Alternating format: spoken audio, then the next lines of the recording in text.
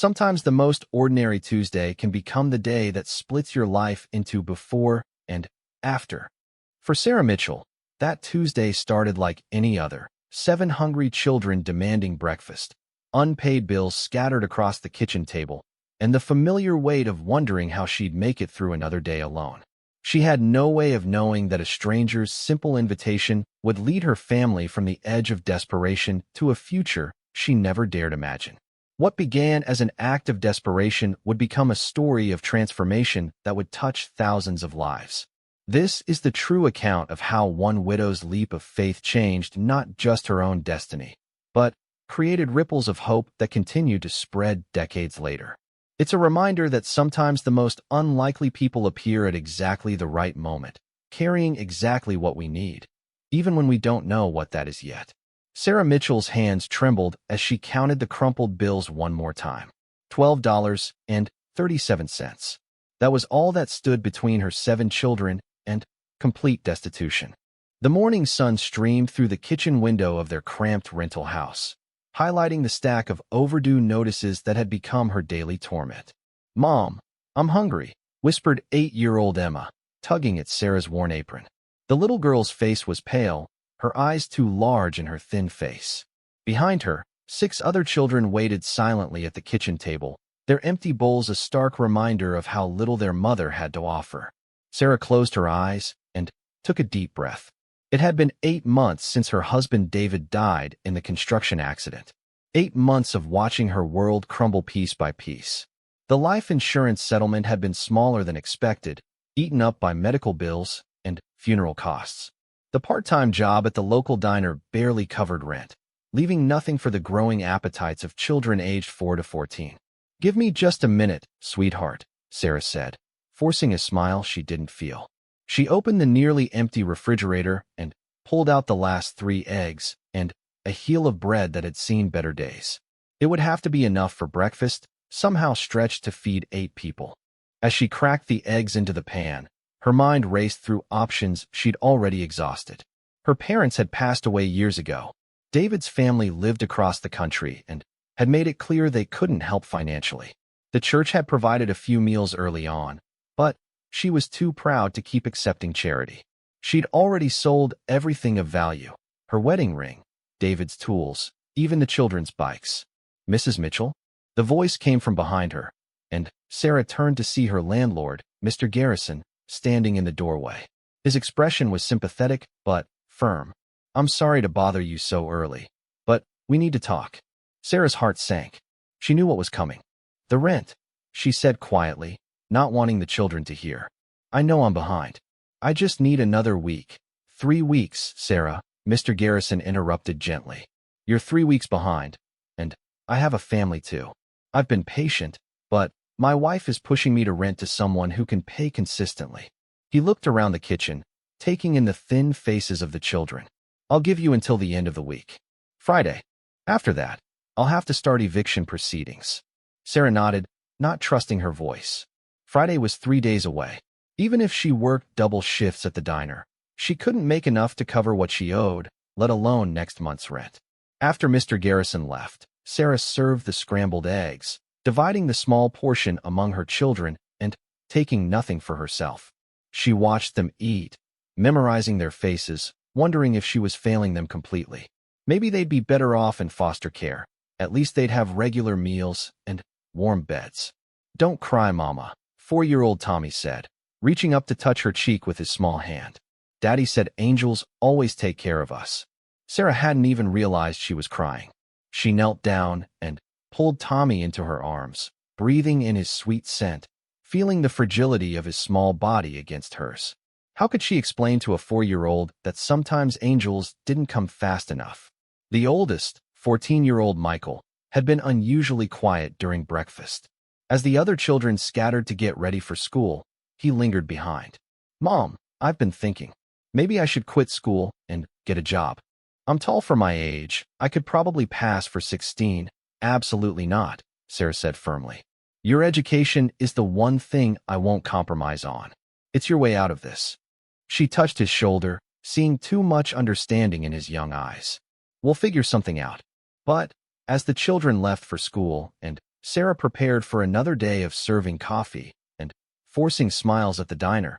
She wondered if she was lying to them all. What if there wasn't a way out? What if she really was as helpless as she felt? The diner was unusually slow that Tuesday. Sarah's tips barely covered the bus fare home, and her boss, Jerry, had already warned her that business was down and he might have to cut her hours.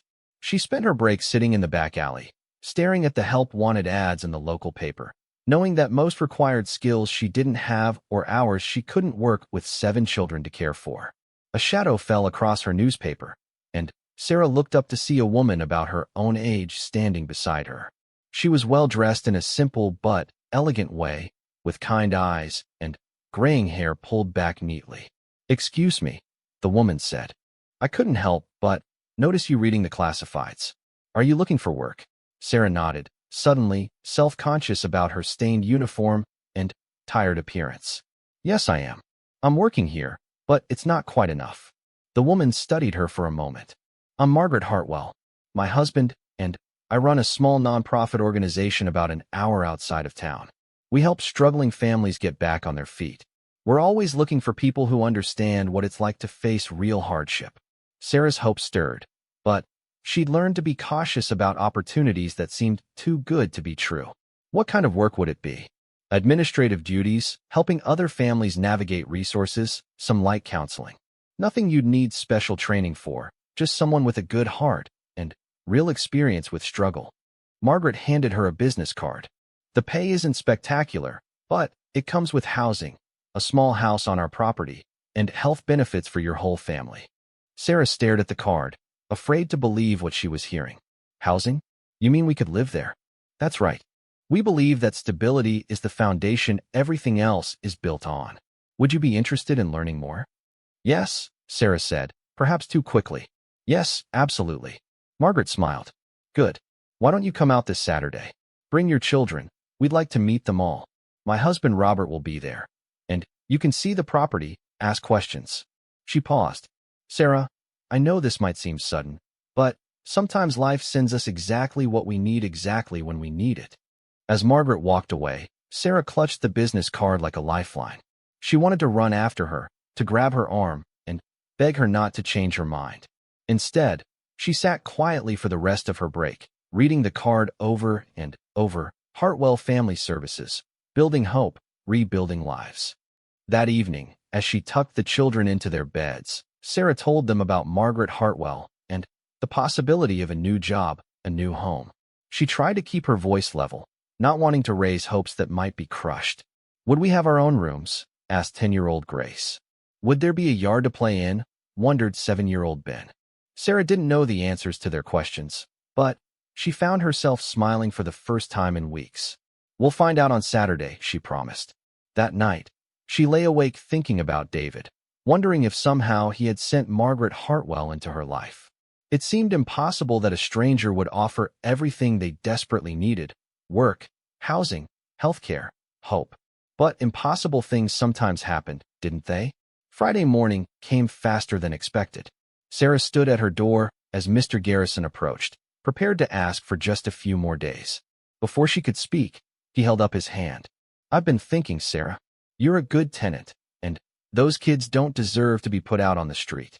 I'm going to give you 2 more weeks. If this job opportunity works out, we'll call it even on what you owe." Sarah stared at him in shock.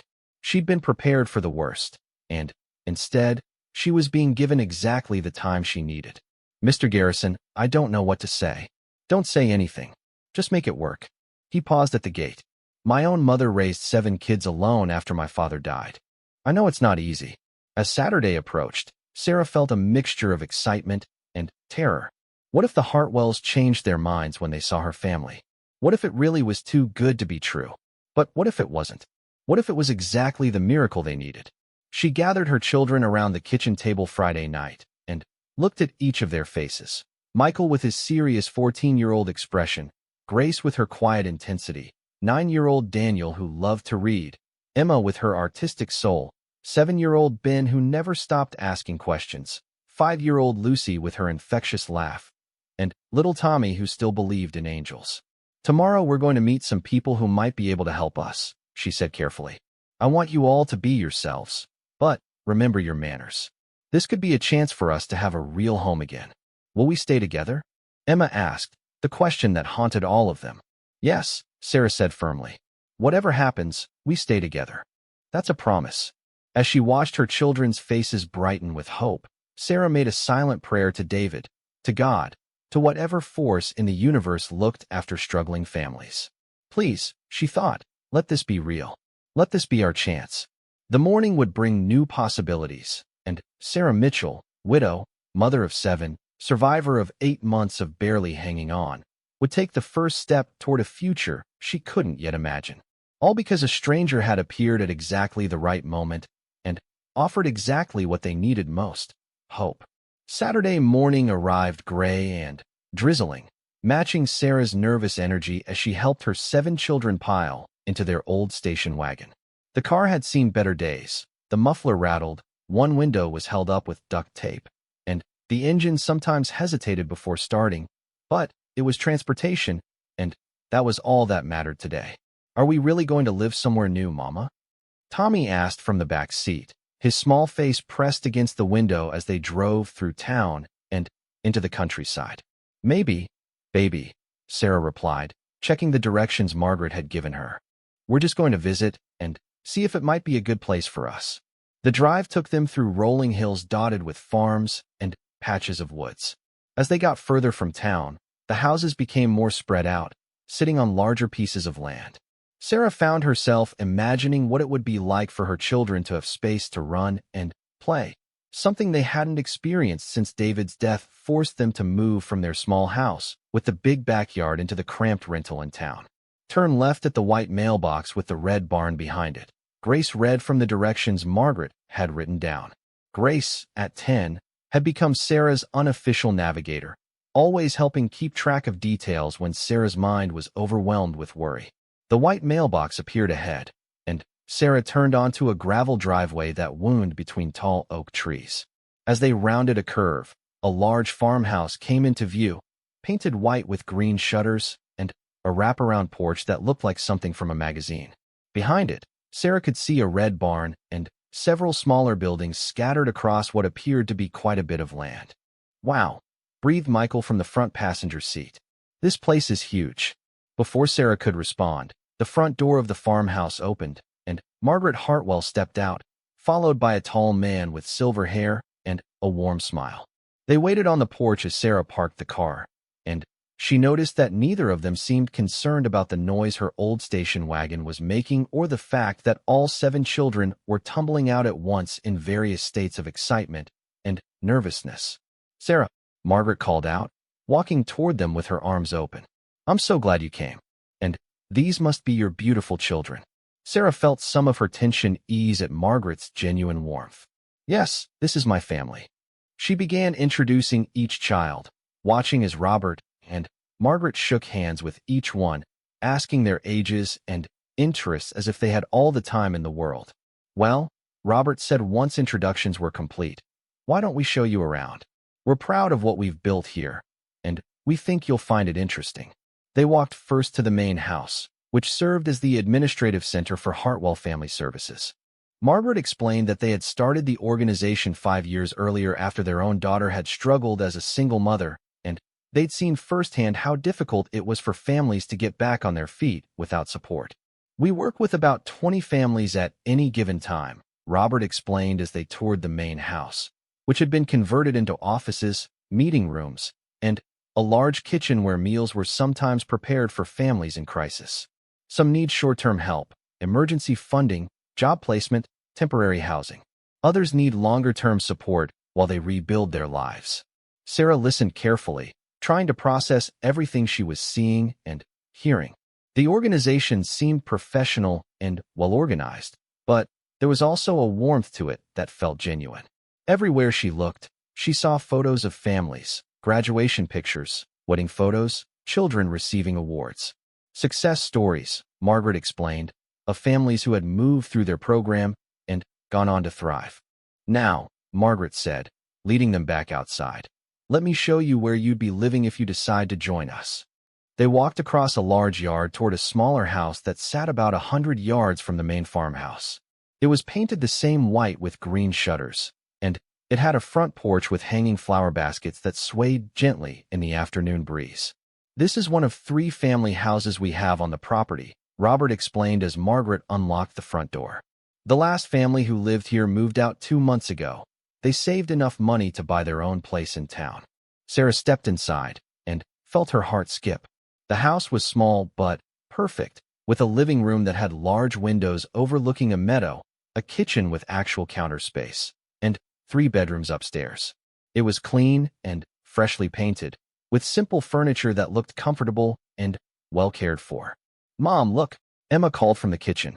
"There's a real pantry, and the refrigerator is huge." The children scattered throughout the house, their excited voices echoing from different rooms as they explored. Sarah found herself in the master bedroom, looking out a window that faced the woods behind the property. For 8 months, she'd been sleeping on the couch in their rental so the children could have the 2 bedrooms. The thought of having her own space again, her own bed, brought tears to her eyes. "The position we're offering comes with housing," Margaret said quietly, joining Sarah at the window. "Your family would live here rent-free for the first year while you get established. After that, we charge a nominal rent that's well below market rate. Health insurance is provided for your entire family, and there's a small college fund we contribute to for each child." Sarah turned to look at her, hardly daring to believe what she was hearing. "What exactly would my job responsibilities be?" "You'd work in our intake department," Robert explained, joining them in the bedroom. "When families first contact us, you'd be one of the people they talk to. You'd help assess their needs, connect them with resources, follow up on their progress. You'd also help with some of the administrative work, filing, answering phones, basic computer work. We'd train you on everything you need to know. We specifically look for people who have lived through real hardship," Margaret added. "Families trust someone who understands what they're going through. Your experience, as difficult as it's been, would be your greatest asset in helping others." Sarah was quiet for a moment, processing the offer. It seemed almost too good to be true, which made her cautious. "Can I ask why you're offering this to me? You barely know me." Margaret and Robert exchanged a look, and Margaret smiled. "Fair question. The truth is, we've learned to trust our instincts about people. When I saw you in that alley, reading the want ads with such determination even though you looked exhausted, I recognized something. I saw a woman who was fighting for her family and refusing to give up, even when things looked hopeless. Plus," Robert added with a grin, "anyone who can manage 7 children on her own clearly has the organizational skills we need around here." They spent the next 2 hours touring the rest of the property. The children were delighted to discover a playground behind one of the other family houses, complete with swings, a slide, and a sandbox. There was also a large garden where families could grow their own vegetables, a chicken coop that provided fresh eggs, and hiking trails that led through the woods to a small pond. "The children who live here attend the local school," Margaret explained as they walked. "The bus picks them up right at the end of our driveway. There's also a tutoring program here on weekday evenings. Some of the older kids who've been through our program come back to help younger ones with homework." Sarah watched her children playing on the swings, their laughter carrying across the yard. Michael was pushing Tommy, while Grace and Emma had found a tire swing hanging from a large oak tree. For the first time in months, they looked like normal, carefree children instead of small adults worried about their family's survival. "There's something else," Robert said, lowering his voice so the children wouldn't hear. "We understand that coming here would be a big leap of faith for you. If after a month you decide this isn't the right fit, we'll help you transition back to your previous situation or find something else that works better. We're not interested in trapping anyone. We want people who want to be here." As the afternoon wore on, Sarah found herself relaxing in a way she hadn't in months. Margaret and Robert asked thoughtful questions about her children's interests and needs. They talked about the school system in the area, the local medical clinic, even things like piano lessons and soccer teams. It was clear they thought of families as whole units, not just people in crisis to be processed through a system. "What do you think, Mom?" Michael asked as they gathered back at the car as the sun was setting. "Could we really live here?" Sarah looked around at the peaceful setting, then at the faces of her 7 children. For the first time since David's death, she saw hope in their eyes instead of worry. "What do you all think? Do you like it here?" The lady said I could help feed the chickens, Tommy said excitedly. And there's a piano in the main house that I could practice on, added Grace, who had been taking lessons before their financial troubles began. The bedroom upstairs is bigger than our whole house, Emma said. And Lucy and I could share it without fighting over space. One by one, her children expressed their excitement about the possibility of living at Hartwell Family Services. Even Michael, who had become protective and suspicious of anything that seemed too good to be true, admitted that it seemed like a good opportunity. Margaret and Robert had given them privacy to discuss as a family, waiting on the farmhouse porch while the Mitchells had their conversation by the car. Now they approached, clearly hoping for an answer, but not pressuring. "We'd love to have you," Margaret said simply. "But take your time to think it over. This is a big decision." Sarah took a deep breath, looking once more at the house that could be their home, at the land where her children could run and play safely, at the faces of two people who seemed to genuinely care about her family's well-being. She thought about David, about what he would want for their children, about the courage he had always shown in the face of uncertainty. "We don't need to think it over," she said, surprising herself with the firmness in her voice. "We'd like to accept your offer." The smiles that broke across Margaret's and Robert's faces told her she had made the right decision. "Wonderful," Robert said. "When would you like to start?" "As soon as possible," Sarah replied. "We're facing eviction, so sooner would be better." "How about Wednesday?" Margaret suggested. "That gives you a few days to pack and say goodbye to friends. We'll have everything ready for you." As they drove back toward town, the children chattered excitedly in the back seat about their new home, their new school, their new life.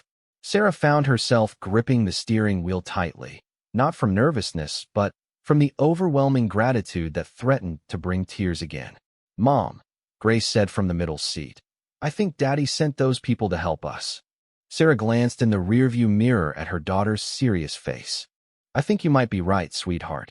That night, after the children were finally asleep, Sarah sat at her kitchen table with a cup of tea, looking at the business card that had started it all. In 3 days, they would leave this cramped rental house where they had struggled to survive and move to a place where they could actually live. Her children would have stability. She would have meaningful work, and for the first time in 8 months, she could imagine a future that didn't involve constant worry about money. She pulled out a piece of paper and began making lists: what to pack, people to notify, arrangements to make. But, mostly, she found herself writing a letter to David, telling him about Margaret and Robert Hartwell, about the farmhouse and the little white house with green shutters, about the hope she could see returning to their children's faces. "I think we're going to be okay," she wrote. "I think we're finally going to be okay." Wednesday couldn't come soon enough. Wednesday morning arrived bright and clear, a marked contrast to the gray drizzle of Saturday. Sarah had spent the previous 2 days packing their belongings, which fit easily into cardboard boxes and garbage bags, a stark reminder of how little they had left after 8 months of selling everything valuable just to survive. The children were awake before sunrise, too excited to sleep. Even Tommy, who usually had to be coaxed out of bed, was dressed and ready to go before Sarah had finished her first cup of coffee. They loaded the station wagon and a small U-Haul trailer that Michael's friend's father had let them borrow, then stood for a moment looking at the rental house that had sheltered them during the hardest period of their lives. "Are you sad to leave?" Emma asked, slipping her hand into Sarah's. Sarah considered the question carefully. The little house had been cramped and worn, with thin walls that let in too much noise and not enough warmth. But it had also been their refuge, the place where they had held together as a family when everything else was falling apart. "A little," she said honestly. "But I'm more excited about where we're going." The drive to Hartwell Family Services felt different this time. Instead of nervous uncertainty, Sarah felt a cautious optimism. The children chattered excitedly about which room they would choose, what they would do first, whether they could really help with the chickens. Even the old station wagon seemed to run more smoothly, as if it too was eager to reach their new home. Margaret and Robert were waiting for them on the porch of the little white house, along with a woman Sarah hadn't met before, a petite brunette about Sarah's age who was introduced as Lisa, another family coordinator. "Welcome home," Margaret said warmly as they pulled into the driveway. "We're so happy you're here." The next few hours passed in a whirlwind of activity. The Hartwells and Lisa helped carry boxes into the house, which had been stocked with groceries and basic household supplies. Sarah discovered fresh flowers on the kitchen table, new toothbrushes in the bathroom, and even a plate of homemade cookies with a welcome note from the other families living on the property. The Johnsons live in the blue house across the meadow, Margaret explained, pointing out the window. They have 3 children, and they've been here about a year. The Rodriguezes are in the yellow house by the woods, 2 teenagers and a 10-year-old. Both families are excited to have new neighbors. While the adults organized the main living areas, the children explored their new home with increasing delight. The house felt spacious after their cramped rental, and each room held surprises. The upstairs bathroom had a deep bathtub perfect for Tommy and Lucy. The kitchen pantry was already stocked with cereal, pasta, canned goods, and snacks. Best of all, from the children's perspective, was the discovery of a large oak tree outside the back door with perfect climbing branches. "Can we really climb it?" Ben asked, his eyes wide with possibility. "Of course," Robert laughed. "That's what trees are for. Just be careful." By afternoon, the family was settled enough for Margaret to begin Sarah's orientation. They walked to the main farmhouse, where Sarah was introduced to the staff and shown the office that would be hers. It was small but comfortable, with a desk by the window, filing cabinets, and a computer that looked far more modern than anything she'd worked with before. "Don't worry about the technology," Lisa assured her, noticing Sarah's nervous glance at the computer. "I'll teach you everything you need to know. Most of what we do is about listening to families and connecting them with resources. The computer work is just record keeping." Sarah's first week at Hartwell Family Services was a steep learning curve, but she found herself genuinely enjoying the work. Her main responsibility was conducting initial interviews with families who contacted the organization seeking help. She learned to ask the right questions, to listen for what people weren't saying as much as what they were, and to match families with appropriate resources. "You have a natural gift for this," Margaret observed after Sarah's first week. "Families trust you immediately. That's not something we can teach. It comes from your own experience." What surprised Sarah most was how much variety there was in the families who needed help.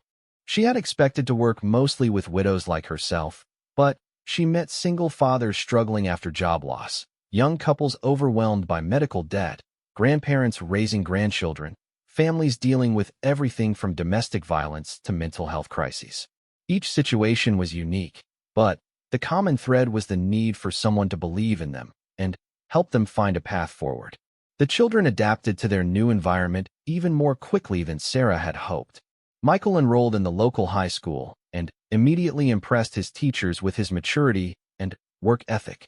Grace and Emma joined the school's art program, while Daniel discovered the school library and checked out so many books that the librarian joked about raising his limit. Ben and Lucy made friends with the Rodriguez children, and their laughter could often be heard echoing across the meadow as they played. Even Tommy, who had been clingy since his father's death, began to venture further from Sarah's side, secure in his new environment. "Mom, look what I drew," Emma said one evening, showing Sarah a picture of their new house surrounded by trees, with all 7 children playing in the yard. In the sky, she had drawn what looked like an angel watching over them. "That's beautiful, sweetheart," Sarah said, studying the picture. "Is that Daddy?" Emma nodded solemnly. "He's making sure we're safe here." The first month passed quickly, filled with new routines and small discoveries. Sarah found that she looked forward to going to work each day, something she hadn't experienced since before David's death. The families she worked with reminded her daily of how far she had come, and helping them navigate their crises gave her a sense of purpose she hadn't realized she was missing. One particularly memorable case involved a young mother named Maria whose husband had been deported, leaving her alone with 3 small children and no way to pay rent. Sarah helped Maria apply for emergency assistance, connected her with a lawyer who specialized in immigration cases, and arranged for temporary housing with another family until Maria could find steady work.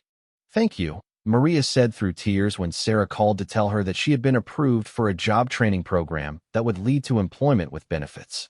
"I don't know what we would have done without you." Driving home that evening, Sarah reflected on how strange life was. A year ago, she had been the one desperately needing help, and now she was in a position to provide it to others.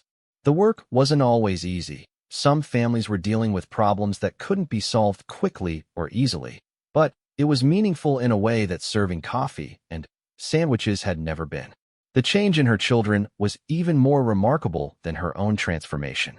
Michael had joined the school's debate team and was talking about college for the first time since his father's death. Grace had started piano lessons again and could be heard practicing in the main farmhouse every evening after dinner. Emma's artwork covered the refrigerator and spilled over onto the walls, bright splashes of color that reflected her return to childhood joy.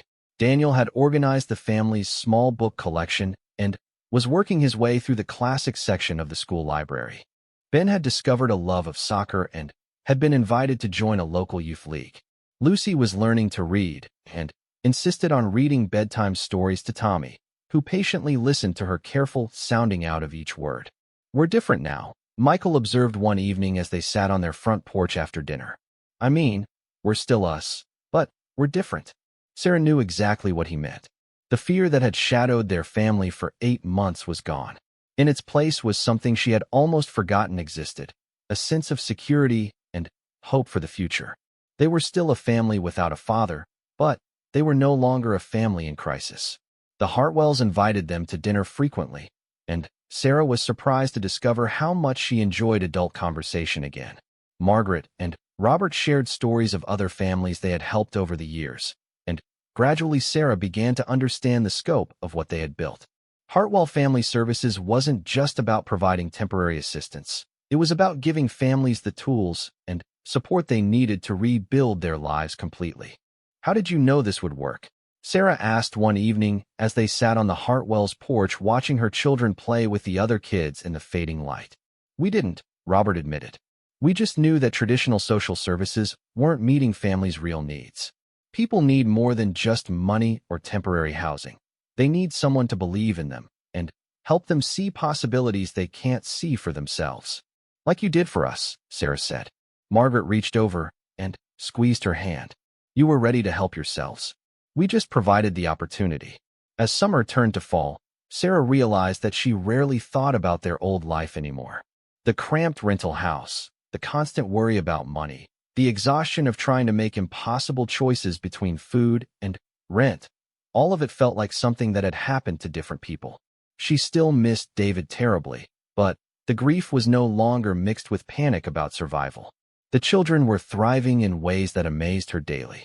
Tommy had started kindergarten and come home every day with stories about his teacher, his new friends, and everything he was learning. Lucy had overcome her shyness and was often found leading games among the neighborhood children. Ben's energy, which had been contained and worried for so long, now found healthy outlets in sports and outdoor play. Emma's art teacher at school had recommended her for a special program for gifted young artists. Daniel was reading at a high school level and had been invited to join an advanced book club. Grace had been chosen for the school's select chorus.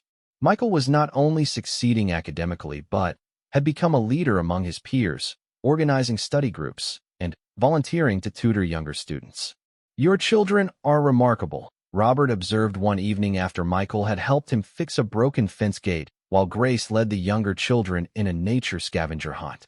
"They're natural helpers, just like their mother." Sarah watched her children through the window, and for the first time in over a year, she could imagine their future without anxiety.